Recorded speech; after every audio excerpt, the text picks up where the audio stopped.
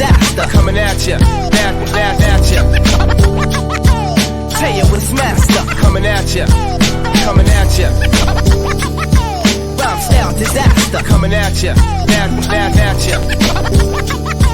Tell you what's master. Coming at ya. And with that beat, hello and welcome to In Focus. I'm Ram Gayoso, your host.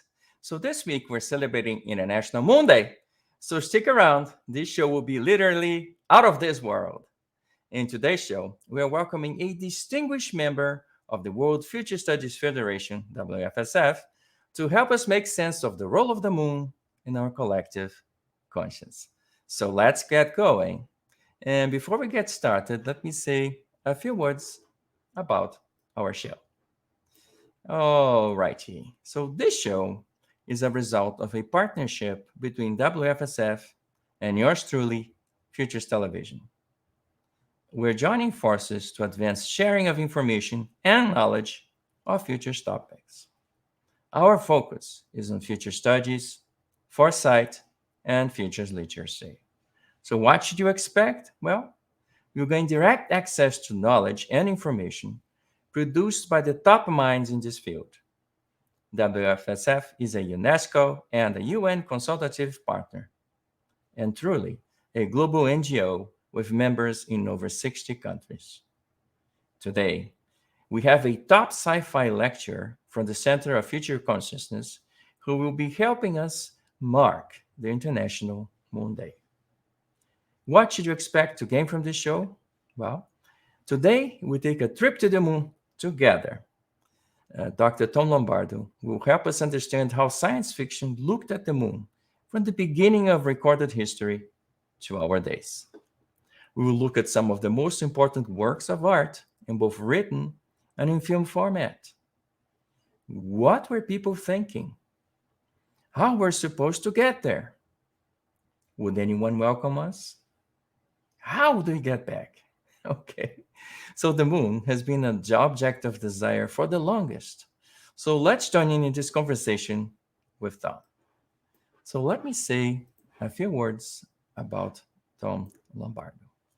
So Dr. Lombardo is an executive board member and fellow at World Future Studies Federation. He's the editor of the Journal of Future Studies and director at the Center for Future Consciousness. He is also the author of several books on a variety of science fiction topics, and among them, The Evolutionary Mythology of the Future, The Evolution of Futures Consciousness, Contemporary Futures Thought, among others. Futures Television often features his talks, and today we join the SciFi extraordinaire on a trip to the moon, literally. So, folks, let's welcome Dr. Lombardo to the show. Hi, Tom. How are you doing today? Good. How are you today, Rob? Well, it's warm. We're both in Phoenix, so we're going to have fun talking. Yes, that's exactly what I was thinking when you asked me. I had in my mind the moon, but if you walk outside, it's the blazing sun, which overpowers your consciousness at 110 to 112 degrees. It is. It is hard to think about the moon when we're living in Phoenix at 150 degrees or thereabouts. The moon does come out here at night, and the moon can be very mesmerizing. Yes, at night. Yes. Yeah, but it's still at 100 degrees at night, so we're looking at the moon, and it's not really cool. It's hot for us. Yes, it's very hot. Yes. At least during the summer. Well, during the summer, well, we can have our fun looking at the moon any time of day or night. Like at least only during the night, unless you're on the other side of the world. Yeah. Uh-huh. Okay, so let's get started. So, it seems the moon has been an object of our obsession for a very long time. So why is that? Is it a thing we cannot have? Well, when I looked at that first question, what popped into my mind about our fascination with the moon into the deep, deep past was, I don't know if viewers are familiar with the movie Quest for Fire, which is actually about a bunch of Neanderthal, early Cro-Magnon men back 30, 40,000 years ago. And in the final scene, the male is sitting with his woman, and she is pregnant, and it's the middle of the night, and he's staring up at the moon, perplexed and wondering what that object up there in the sky is. And the person who wrote Quest for Fire was actually a French science fiction writer, Rosny the Elder. And his suggestion, or the suggestion in the movie, is that from way before the beginnings of recorded history, humans have looked up at the moon and wondered and been mesmerized by it and have thought about it. And in fact, it can be seen as something that is mysterious and beckons to be understood. It's often associated with the mysterious and the spooky, or as something perhaps unattainable. But as we'll see in the history of science fiction, very early in human history, we began thinking about, recorded human history, began thinking about how to get there. So the moon is a very powerful object of the sky. Actually, the two dominant objects in the sky are the sun and the moon rules at night, and as the sun rules in the daytime. So throughout our history, and even suggesting before recorded history, we have looked at the moon, been enthralled and hypnotized by it, have associated it with romance, with darkness and spookiness, and lots of other psychological associations. And it's been deified, and often been deified as a female, whereas the sun is usually identified as a male deity. The moon is seen as a feminine-like, and that connects up with the fact that it's also associated with romance and love, but also with danger and darkness. And obviously, we also know that the moon is connected up with the whole myth of werewolves, and that the moon can have this demonic, overpowering effect on us and turn us into, at least the full moon can turn us into ferocious and dangerous creatures if we come under its power. So there's lots of psychological, mystical, historical elements, associations with the moon, for sure. Okay, so aside from religion and folklore, and you already mentioned that, but even the ancient Egyptians featured the moon in some way, shape, or form, right? But what is the earliest written evidence of the moon as like a place for us to go in our collective conscience, like destination? I often toss out at people this question: what is the first science fiction story ever written? And if you stretch your concept of science fiction a bit, then the first science fiction story was written in the 2nd century AD by Lucian, a Roman, called True History, which involved an imaginary trip to the moon, where the humans in the storyline are drawn up. They're in a sailboat, and they're drawn up by a whirlpool, which pulls them all the way to the moon, where they encounter lunar inhabitants on the moon. But they also get involved in the first original space opera of a battle between inhabitants of the moon and inhabitants of the sun over who's going to control and rule Venus. So we've been imagining going to the moon since at least the 2nd century AD. At least that's the first one that I'm aware of. There may be earlier stories even of going to the moon, but that goes back 2,000 years almost now. Well, that's quite a long time. So on all those ancient stories, and you mentioned, so on Lucian, we would get to the moon on a boat or a sailboat, I guess. Yeah. So how would people get from here to there in the other stories? Was it a boat or something else, or some phenomena? Actually, there were many imagined mechanisms or forces which got us to the moon over throughout recorded history. Another very famous story about going to the moon by Johannes Kepler, which was written in the 17th century, he was transported to the moon by his witch mother. So it was a kind of spiritual transformation that got him up there. But other people writing about going to the moon in the 16th and 17th and 18th century, imagine getting there through either giant birds, which would carry people up to the moon, or springs, or the power of the sun, or balloons, or the wind, or mist rising from the earth, or other kinds of apparatus. We don't really see the notion of going to the moon on something like a rocket or a explosively propelled object till we come up a little bit further in history. But people invented all kinds of ways of getting there. And it's important to understand that the moon, from at least modern times, was realized as the closest object in the sky.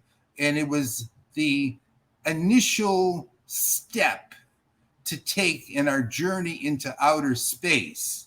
And so people took the question of how are we going to get to the moon as the first test or the first step toward imagining how could we possibly journey into outer space. Now, although Kepler imagined going to the moon being brought up there by his witch mother, Kepler truly believed in the 17th century we were going to figure out scientifically, technologically, ways to propel us through outer space. And in fact, he even stated that he was making maps of the sky so that the people of the future would have knowledge of how to travel through space. He was mapping out the territory for them ahead of time. So people were thinking when we come up to modern times that we can get to the moon. There's all different ways we could do it. And little by little, we began to develop more scientifically or technologically feasible ways. Jules Verne imagined getting to the moon using a giant cannon-propelled mechanism that shot a capsule up to the moon. The rocket doesn't come in until toward the end of the 19th century with the Russian scientist and science fiction writer Tsiolkovsky, who lays out the beginnings of a theory of rocketry and how that will get us out into outer space. So yes, throughout history, we've been envisioning lots of different ways to do it. And little by little, we evolved our understanding of technology and science. So we ended up having more realistic and feasible ways in which to imagine doing it. But we're imagined doing it back like with Lucian, with the wind blowing us up there and birds propelling us up there and sunlight doing it and lots of other possible ways. It's so wonderful. So one curiosity here is, so the witch mother, the wind, the sun, the sailboat can take you there. So how did they return back to Earth? Because they told the rest of the story. So do any one of those say, how did they get back home? Or we're supposed to imagine? Sometimes with the same mechanism. To be comical about it, in Méliès's first science fiction movie, A Trip to the Moon, he imagined us getting to the moon in the movie in Verne's canon. But the way we got back from the moon was we simply fell off of the edge of it and fell back down to the earth. Kind of a ridiculous scenario, but that was the way back. In other cases, it was going to be the same mechanism with Kepler and his story about going to the moon. His witch mother transports him back to the earth. But I should mention, by the way, though, with Kepler in his a story about going to the moon in the 17th century, that once Kepler got to the moon as a scientist and an astronomer, he gave the first really detailed and scientifically plausible description of the geology and layout of the lunar surface. And so it was very scientifically convincing after he did his little mystical trip of getting up there.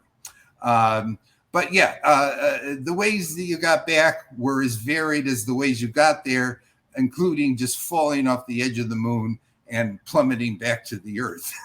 So it seems like once we overcome the price of the ticket, we're okay with the trip, right? We just enjoy the ride. Okay. Yeah. Right. Yeah, but there was lots of different ways to get there, and there were probably more ways in which to get back.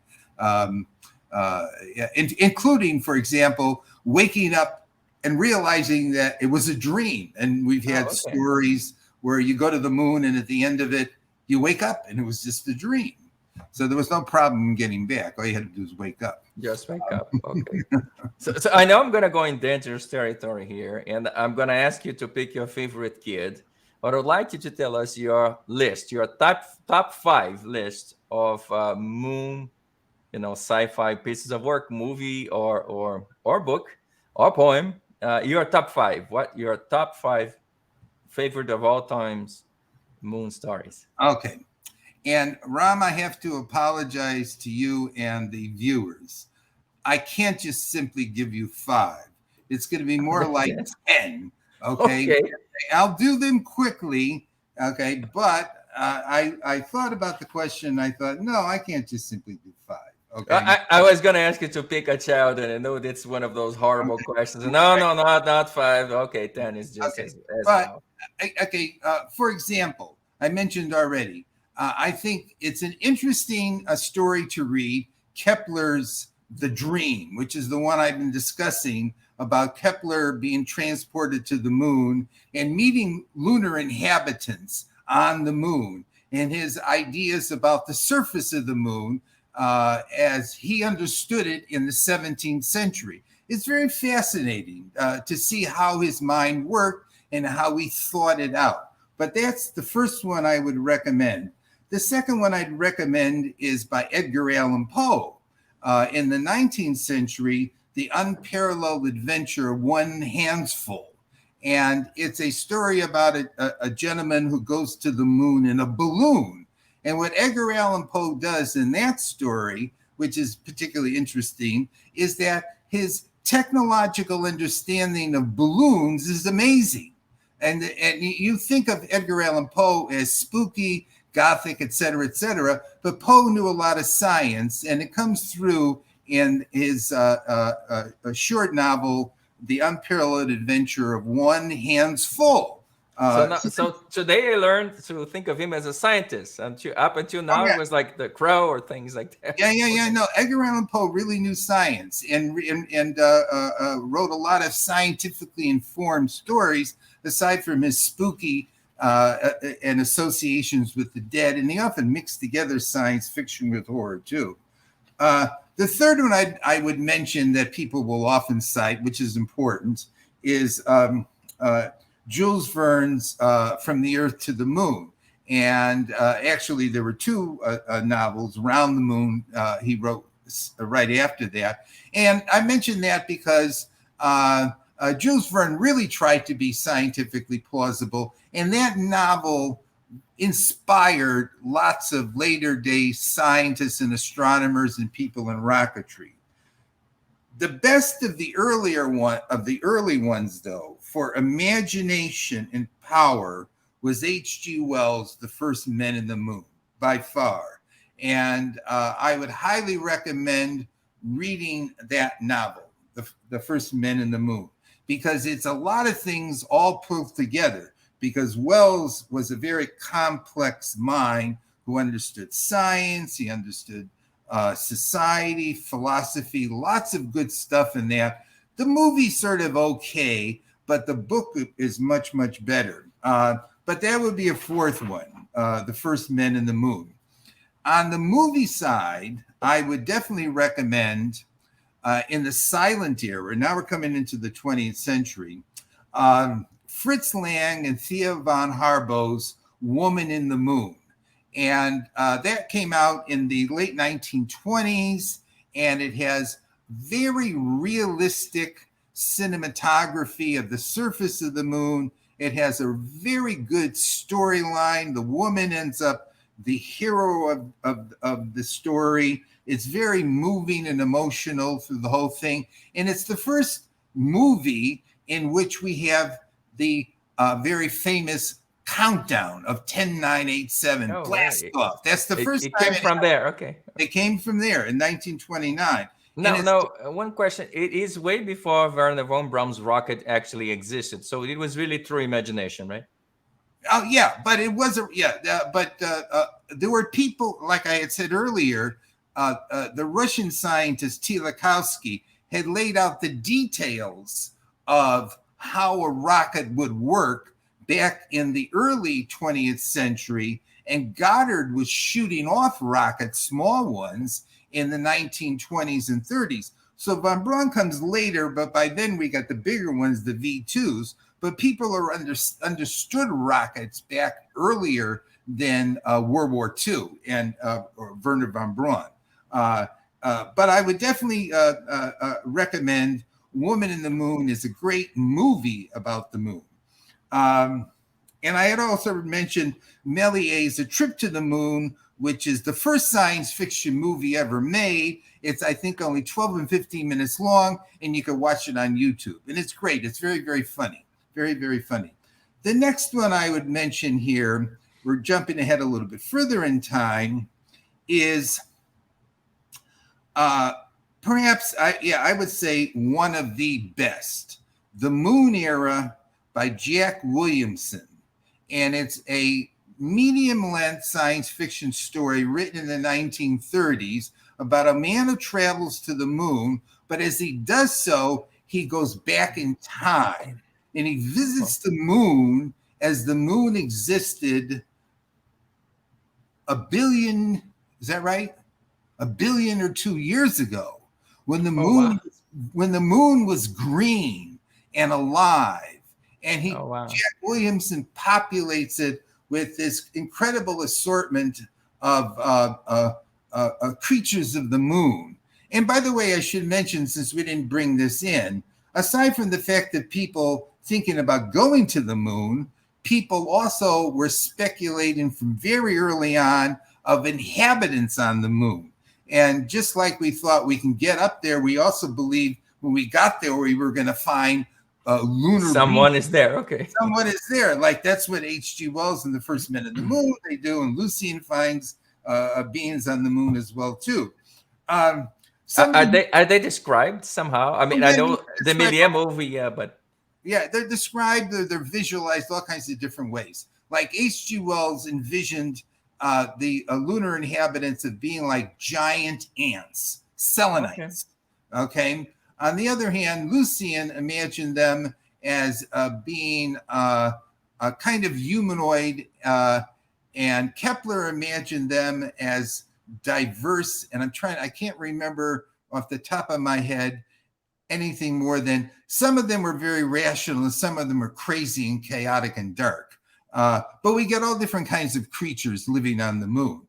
And in fact, I didn't mention you when you were when I was starting to go through the history there, but even up until the 18th century, people were thinking that there were lunar inhabitants. But let me get back to the best science fiction about the moon.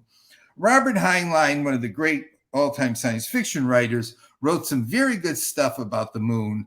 The Man Who Sold the Moon, Requiem, and what's considered his masterpiece about the moon. The moon is a harsh mistress. And that one, the last one was written in the 60s. The other ones were written a little bit earlier on. But I would recommend those too, as really great stories about the moon. A lot of people may be familiar with the fact that the opening, not the opening scenes, but the second set of scenes in the movie 2001 take place on the moon when they discover the monolith on the moon. Well, that piece of the movie and the novel was actually a story by Arthur C. Clarke to begin with, called The Sentinel of Eternity, or The Sentinel. And that's a very interesting story, science fiction story about the moon in and of itself. Now, lots of people created lots of schlock stuff in the 50s and 60s of different kinds of bizarre, nasty creatures on the moon and going there, blah, blah, blah, blah, blah. Well, I remember the Flash Gordon movies. I mean, those are really terrible, but Yeah, right. Yes, there was lots of stuff like that. And people keep making movies about the moon. Two more recent ones are Moon and Moonfall, both of which I don't think are that great. But coming more up to the present, here's some recommendations of things that I have not read yet that are presumably very good as far as novels about the moon. One of them is Steel Beach, which was written in the 1990s. And the other one is actually a trilogy called Luna, which has just been written in the last 10 years by Ian McDonald. And Ian McDonald is one of the best contemporary science fiction writers. And I mention in it because things that I read by Ian McDonald have been really great. And so probably Luna, the trilogy, is a very great contemporary take on the moon. So that's my list. It's a little bit more than 5, but at least it gives people a kind of feeling for the fact that there's been lots and lots of stories and movies made about going to the moon and inhabitants on the moon. Some of them are good and some of them are not so good, but there's been lots of good ones along the way. Wonderful. So I want to change media a little bit. And I know when you talk about the moon, it's not all bad or all good, but I wonder if you are a Pink Floyd fan and what did you think of Dark Side of the Moon? Well, unequivocally, I'm a Pink Floyd fan. In fact, one of our Thanksgiving or Christmas rituals is to play on our TV the video for The Wall. And as a college student, I grew up on early Pink Floyd. But in particular, it's funny that you mentioned Dark Side of the Moon, because up on my desk in front of me, which you can't see because you're seeing behind my desk, I have some of my all-time favorite quotes that I have stuck up here on the desk. And over here on the desk is, and there it is. I just pulled it off of my desk, so this wasn't somehow It wasn't the Witch Mother. Huh? It was not the Witch Mother. Witch Mother. All that you give, all that you deal, all that you buy, big borrow, or steal, all you create, all you destroy, all that you do, all that you say, all that you eat and everyone you meet, all that you slight and everyone you fight, all that is now, all that is gone, all that's to come, and everything under the sun is in tune, but the sun is eclipsed by the moon. And that's from The Dark Side of the Moon. And I think my resonance with that quote, besides the fact that it's very lyrical, melodic, is that what they are saying in there is, even if you were to find a way to pull it all together in your mind and it all seems to be orderly and it all seems to make sense, keep in mind that the moon can eclipse the sun and all of that great illumination and order can be disrupted and obliterated. And there's always something more, something beyond any system of thought you have. And it'd be symbolically represented as the moon. So the quote is, in a sense, connecting the moon with the fact that life can never be completely ordered together, because there's always this fluky thing that sometimes will get in the way and obliterate the illumination. And in this case here, the moon eclipsing the sun. So yes, I have Dark Side of the Moon. I've listened to it plenty of times, but I've listened to lots of other Pink Floyd as well too. Yeah. Well, I like the fact that you reminded me about werewolves. I have forgotten about that. So now people, when you go to the Oscars and you slap someone in the face, instead of saying the evil made me do it, you can say the moon made me do it. The moon made me do it. Okay, now in case, and you may or may not know this, but for years I used to work in mental health, and I was a psychologist in mental health, and I worked in hospitals for the seriously mentally ill, and the chief psychiatrist in the hospital firmly believed that there were many more admissions into the hospital whenever the moon got full. I heard that before. Yes. Was it true? I don't know. I'd have to go look it up, but he believed it. Okay.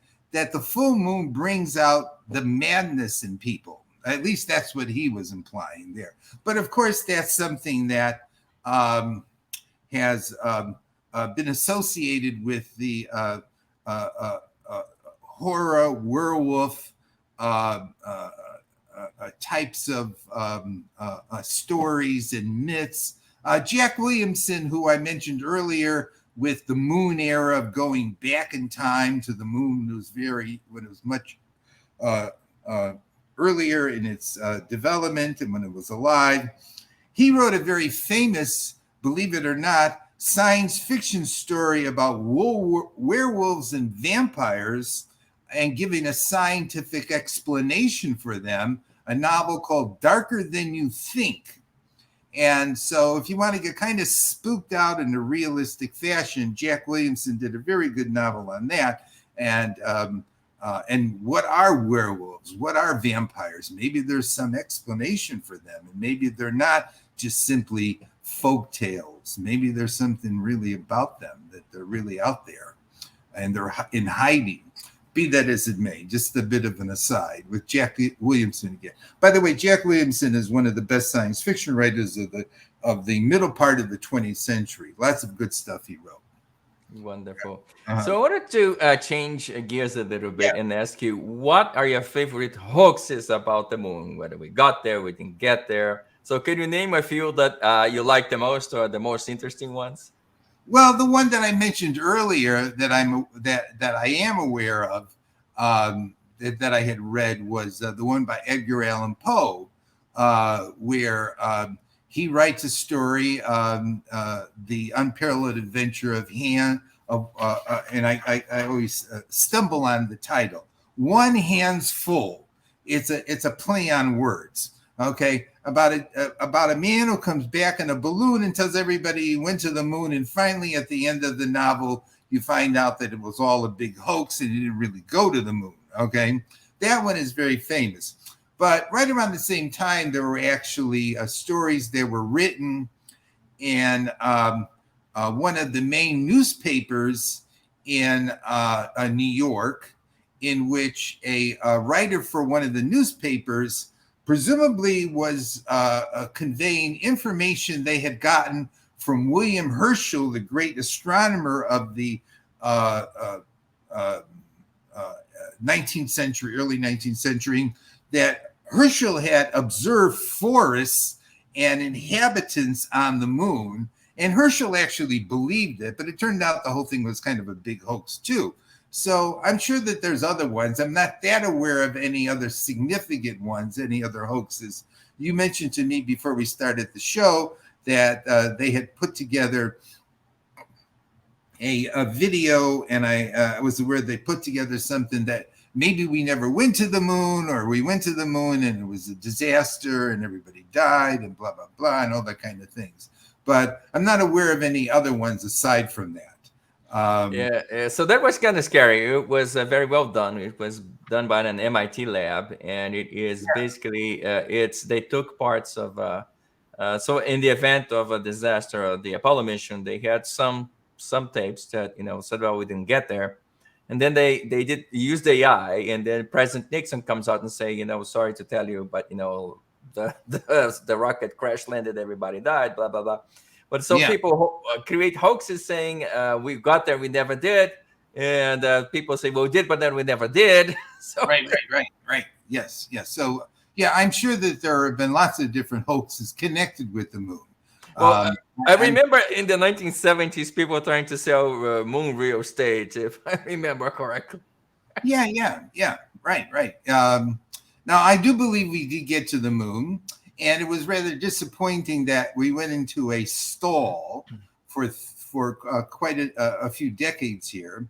And even though periodically the interest develops again to go back out there and set something up permanent, we're 50 years now after the moon landings, over 50 years, and we haven't really gotten any further than landing there, looking around, getting back in our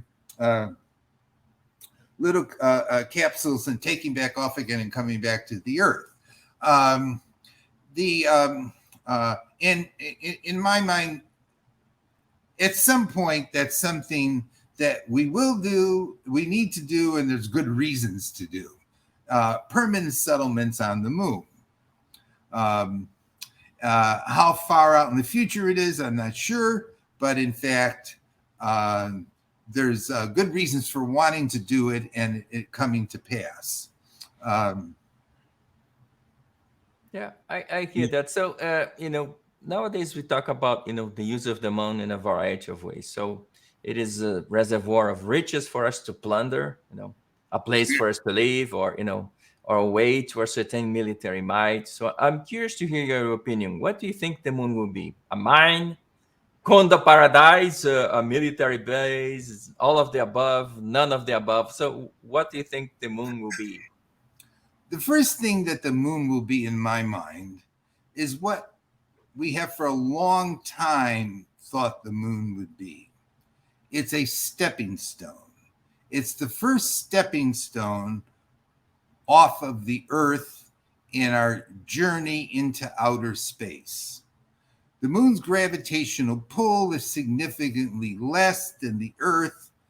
Hence, if we wanted to begin to launch ships out into the near regions of the solar system or beyond, launching from the moon is a much better place to launch from than launching from the Earth. But we got to set things up, and we have to create a reality, a human reality, a technological reality out there on the surface of the moon. I think that, secondly, aside from being a stepping stone to further exploration, the moon is an important safety. What would I call it? That's an important safety contingency for humanity. Right now, all of humanity lives on the Earth. We all concentrated in one spot. We should spread out. Even if the first step is just simply spreading out to something that's only 250,000 miles away, at least we won't have all of the human population located in one place that could be subjected to some kind of catastrophe. And if it was a significant level of catastrophe, that's the end of humanity. We got to get some of humanity distributed out across the solar system. And the first place to go is to go to the moon. Of course, the next place to go would be to go to Mars, which is a much bigger trip and much more of a challenge to set something up of significance on Mars. But the moon is a place to spread ourselves out to, so that we're not all stuck in one spot in case something really horrendous were to go wrong with the human species and the Earth in the meantime. So that's a second important reason for going there. I'm sure that as an integral part of the evolution of the moon, and we're going to evolve it if we go there in ways, is going to be the development of economical technologies to contribute into the resources and development of humanity as a whole. What does the moon possess in the way of raw materials or materials we can use or convert that will be of economic and material physical benefit for humanity? And the moon might, appear dead in the sense there's no biological life, but there's clearly a great deal of geological and chemical complexity up there. And to fuel the development of settlements on the moon, we got to figure out how to mine, utilize the kinds of resources that may be up there for us. So in that sense, it will be an economic resource. In fact, moving out into space in general is going to have to somehow be cost effective. You probably have heard this, and if you haven't heard this, then for the first time, there is more water up on the moons of Jupiter than on the surface of the Earth, by far. A lot more water up there. It's frozen, but it's still water. So out there in our solar system, we have a whole variety of very basic resources if we can get out there to use them. The asteroid belt probably contains an immense amount of metals and fundamental materials that we could use for industry, and a lot of little rocks to make little settlements on too. So for resources, the moon is a starting point. It's a safety valve. It creates a second settlement for humanity. And if things go according to plan, not according to plan, according to history, then the scenario envisioned by Robert Heinlein in The Moon in the Heart is a Harsh Mistress will take place. Once we get a sufficiently complex enough society developed on the moon, they'll try to win their independence away from the Earth, which is what happens in The Moon is a Harsh Mistress. It also happens in stories about the settlement of Mars, and Mars is the society trying to break off from the Earth.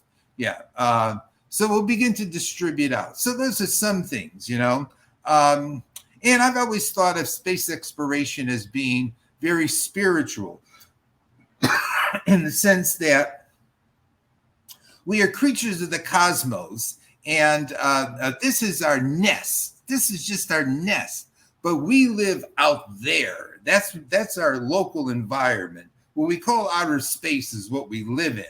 And we've been just sort of huddled up down here. We haven't had the ability to fly very far off of this nest, but we're developing that. And to me, the exploration of the cosmos is an awakening, will be an awakening for us as we go out and look at the neighborhood. We haven't really, we've sent lots of probes out, but we haven't really gone out and started to settle the neighborhood. You were mentioning you just moved down the street. Us moving to different planets and, or moving just to the moon, setting up shop there would be a challenge. But I think it's something that will be elevating for us and important for us psychologically as well as economically too. Yeah, so I guess it will be like a Greyhound bus station there. We'll go and then we stop here and then move there or go somewhere else. Right. Yes, and in fact, you were probably going to ask me about Mars. Okay. Yeah, that's where I'm gonna go next. Yes. Yeah. We're going to Mars next, but the way to Mars is go to the moon first. We set up a base on the moon, and then we have a much less powerful gravitational sink to shoot off from to head out toward Mars. And of course, there's lots of fascination that we've had with Mars. And in fact, we could do, I don't know if we have a Mars Day, but we could actually do a special on Mars in science fiction, because just like with the moon having a long history of speculation and science fiction adventure, Mars clearly has a long history of speculation and stories from science fiction too. We've envisioned creatures that have lived on the moon, definitely we've envisioned lots of different creatures who live on Mars. Now, as we got closer up to Mars now, it doesn't appear, at least on the surface, that there's anything even close to intelligent life, but it's not totally out of the question whether there might not be life on Mars, even if it's very primitive life. But in science fiction imagination, we've had tons and tons of stories and movies about the Martians and settling Mars, and some of the greatest science fiction novels have been written about terraforming Mars, or of Mars invading us, or of civilizations on Mars. Yeah, so even if we have also this fascination with Mars, that it doesn't detract from the fact that the moon is our closest astral neighbor, only 250,000 miles away. And our first step into outer space is the moon. Then the next one will be Mars. And Mars is much bigger and it's more complex, and it's significantly further out. And we've definitely had lots of visions of it throughout our history. And we plan on trying to go there too, obviously. And we keep talking about that as well. So I have to find out if there is an International Mars Day, and I will come back to you on that one. So I owe you that one. But you mentioned Mars, so we have somewhat of a new darling in social media, in our pop culture, which is Mars. So do you think what's going to be the rule of the moon in science fiction? Still is going to be that privileged throne in there, or do you think our imagination moved away from the moon, and because now we got there, somebody came back, and so it's not so much science fiction now, and our science fiction minds go to Mars now? What do you think is going to be the balance between Mars and moon going forward, or Jupiter, as you mentioned? Yeah, I mean, we've known for a long time, even before we got there, that the moon was desolation, a beautiful desolation, but there wasn't anything really about it in terms of life or intelligence or civilizations. It's a big desolate rock. Okay,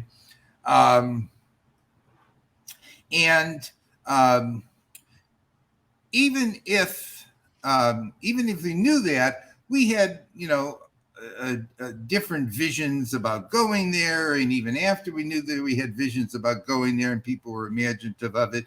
I don't know whether the moon ever really had a lock on our imagination with respect to the exploration of space, any real big lock. It was the closest thing, but we began to imagine early on going to other locations as well too, Mars being one of them.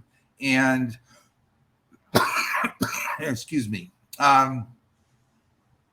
And so the human imagination, and how long it would take us to ever catch up to this, the human imagination has explored the universe already through spaceships and wormholes and Star Trek and a million other fantastic, imaginative types of vehicles that in our speculations. I mean, Tsiolkovsky at the end of the 20th century was envisioning colonizing the universe. So God knows Mars was nothing. Mars is just a little step along the way.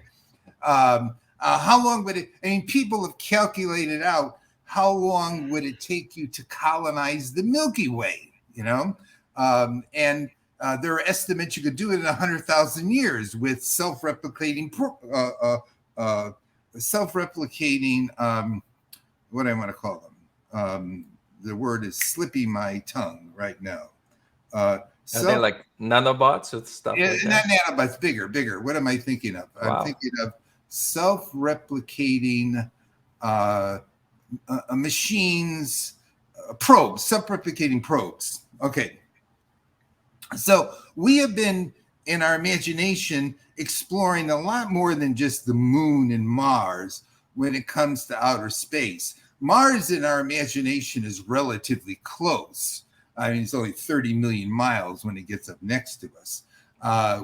We've been imagining getting out of the solar system. How we work that one out is another thing, or reaching other stars, or spreading out across galaxies. You know, we've been thinking about this for at least 150 years now. I wouldn't ever say that the moon had the throne. Neither would I say even Mars has the throne. If anything is the center of our imagination for quite a while, it has been, if the sky is filled with a trillion stars and a trillion planets, how the hell do we get out there and start looking it over? And what kinds of ways can we do that? That's, if anything, the center of gravity in this whole thing. It would be great for us to settle on Mars, yes, to terraform it, maybe, although there'll be debates on that one too. It'd be great to get out to the asteroids. It'd be great to go to the moons of Jupiter. A great story about that is the Europa report, the first manned ship that lands on Europa. And the squids eat them alive, right? Something yes, like right. You saw that one. Yes, but that was a very good movie. It was very spooky. Yes, right. Yes, the illuminated squid-like creatures swimming in the oceans of Europa.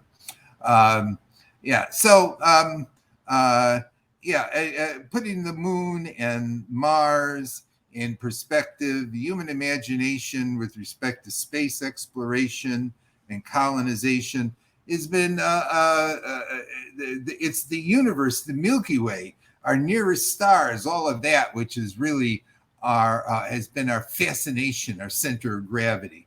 You know, Mars is relatively local, or the moon is real local. It's on the neighborhood. It's So we are celebrating, so it's the International Moon Day. So this week, did you do anything special? Are you planning to do anything special, like eating moon cheese or watching one of your favorite movies? What are you planning? Well, actually, the last few weeks I watched two newer movies on the moon. One of them called Moon, and one of them called Moonfall. But I would at best give both of them about a C. If you want to watch them, good, go to it. Maybe you'll like them better than I did, but at least I watched a couple new movies about the moon. I guess Jeannie and I need to have a toast tonight to the moon. I'll tell you a story, though, to get non-scientific a little bit more, is once on Halloween, when there was a full moon and I was a nomadic creature at the time, not having a place to live, I remember walking to the bus station heading from Indiana to Massachusetts. And as I'm walking along, I'm looking up in the sky, and there's that bright full moon sort of following me along as I'm walking to the bus station. And I just started staring at it. And if you stare at the moon long enough, the moon starts to look like it's staring back at you. And I had this very distinct visual hallucination that there was a face in the moon looking out through something like a portal, and that the moon, in fact, was an opening through which a face was looking down at the earth. And I'll sort of end on that note, because it was a rather spooky experience, and the face looked like it was moving. In psychology, there's something called the autokinetic effect. If you look at an object, a solitary light with nothing around it, the object will start to wiggle on you visually because you have no visual frame for it. Sometimes go in a dark room and turn one light on. It'll after a while start wiggling on you. Okay. The moon looked like his face was moving, changing, So the moon has psychological power. even if it's a rock, even if it's just simply up there orbiting us and 250,000 miles away, throughout history, it's had psychological power. And the story hasn't been completely written yet. Who knows what will happen in our relationship to the moon? In Albert Robito's The 20th Century, which he wrote in the 19th century, they realized that the moon was such a romantic and hypnotic object in the sky that the scientists of the future moved it in closer to the Earth so it projected a bigger image up in the sky, and it would be more inducing and romantic for lovers. So we had a bigger moon up there in the sky. Yes. It's good for lovers, but maybe you're going to have more lunatics going around. Who knows? Yes, more lunatics go around if it came in closer. Yes, right. Yes. So anyway, I'm not sure what I'm going to do on celebrating Moon Day, International Moon Day, but Jeannie and I will probably think of something. Yeah. Moon Valley is, I guess, a brand of wine, so that's probably not a bad idea. Wine, yes. I don't drink wine too much, Ram. I like exotic cocktails. Yes. Okay, then find one named Moon. I'm gonna have to look it up. Yes, look it up. See if there's a moon cocktail and what they put in it. Yes. Oh, wonderful! Again, folks, we have so much more to talk about, and I have so many, homework here. I have to find out if there's a Mars Day, and I have to find out if there's a moon cocktail. I have to find out a bunch of things here, but we have to save the discussion for another day. Dr. Tom Lombardo, thank you so much again for being here with me and the audience today. And thank you, Ram. Yes, it was a good day to chat about the moon. Yes. So, folks, please stay tuned. The show In Focus is broadcast via Futures Television, our home of the future television. We broadcast via Roku TV and Apple TV. So this show is available freely via the Roku stick or the Roku-enabled TV sets or using your Apple TV box.